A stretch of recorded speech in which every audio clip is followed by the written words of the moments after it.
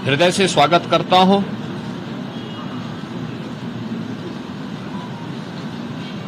यह सत्र हमारे लिए अत्यंत महत्वपूर्ण सत्र है। वैसे भी विधायिका आम जन की आवाज को शासन प्रशासन तक पहुंचाने का एक महत्वपूर्ण माध्यम होती है।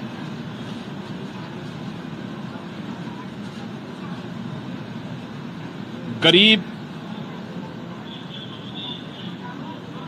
किसान, युवा और महिला, इनसे जुड़े हुए मुद्दों पर चर्चा करने, समीक्षा करने और उसे परिणाम तक पहुंचाने का सबसे अच्छा प्लेटफॉर्म संसदीय प्रणाली में कोई है तो वह विधायिका होती है। हर जनप्रतिनिधि अपने अपने क्षेत्र की समस्या को वहां रख सकता है और सरकार से उसके समाधान का रास्ता निकलवा सकती है। इस प्लेटफॉर्म का बेहतर उपयोग हो, यह बीजेपी के नेतृत्व में चलने वाली एनडीए सरकार की सदैव से प्राथमिकता रही है और डबल इंजन की सरकार इसके लिए पूरी प्रतिबद्धता के साथ कार्य भी कर रही है। पिछले 9 वर्षों में इसी संवाद से जनप्रतिनिधियों के द्वारा उठाए गए मुद्दों की समीक्षा करने के उपरांत बनी हुई योजनाओं के माध्यम से ही हम प्रदेश में कुछ बेहतर करने का प्रयास कर पाए हैं। उत्तर प्रदेश के परसेप्शन को बदलने में, आमूलचूल परिवर्तन करने में हमें सफलता प्राप्त हुई है। उत्तर प्रदेश को देश के बीमारू राज्यों से उभार करके एक रेवेन्यू सरप्लस और इकोनॉमी का ब्रेक थ्रू स्टेट के रूप में प्रस्तुत करने का भी एक अवसर प्राप्त हुआ है।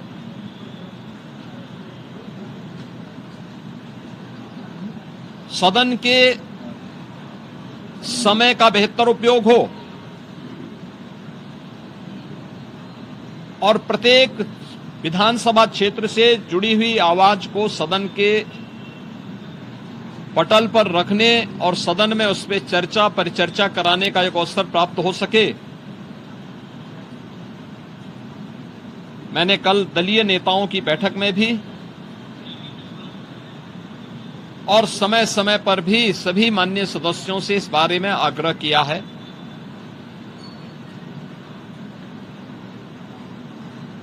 अच्छा होता कि इन मुद्दों पर चर्चा करने की बजाय युवाओं के कल्याण के लिए क्या 9 वर्षों में हुआ है और वर्तमान में क्या कुछ करने जा रही है सरकार। आधी आबादी महिलाओं के सुरक्षा, उनके स्वावलंबन और उनके सम्मान के लिए क्या 9 वर्ष में किया है और आगे क्या करने जा रही है। अन्नदाता किसानों के जीवन में परिवर्तन लाने और उनके चेहरे पर खुशहाली लाने के लिए क्या कदम उठाए गए हैं। इन सभी मुद्दों को लेने के साथ ही गरीबों के कल्याण के लिए वेलफेयर स्कीम ने, डबल इंजन की सरकार ने पिछले 9 वर्ष के अंदर 6 करोड़ से अधिक गरीबों को गरीबी रेखा से उभार करके एक मध्यम वर्गीय श्रेणी में ला करके उनके जीवन में परिवर्तन लाने का प्रयास किया है। उस परिवर्तन का केंद्र बिंदु हमारी विधायिका है। यहां नीतियां बनती हैं, उससे पहले चर्चा परिचर्चा होती है। सस्टेनेबल डेवलपमेंट गोल्स पे हुई चर्चा भी इन्हीं सब मुद्दों पे, शिक्षा के लिए, स्वास्थ्य के लिए, गरीबी उन्मूलन के लिए, अन्नदाता किसानों के लिए, निवेश के लिए, रोजगार के लिए, इन सभी पे चर्चा करने का एक सशक्त माध्यम बना था।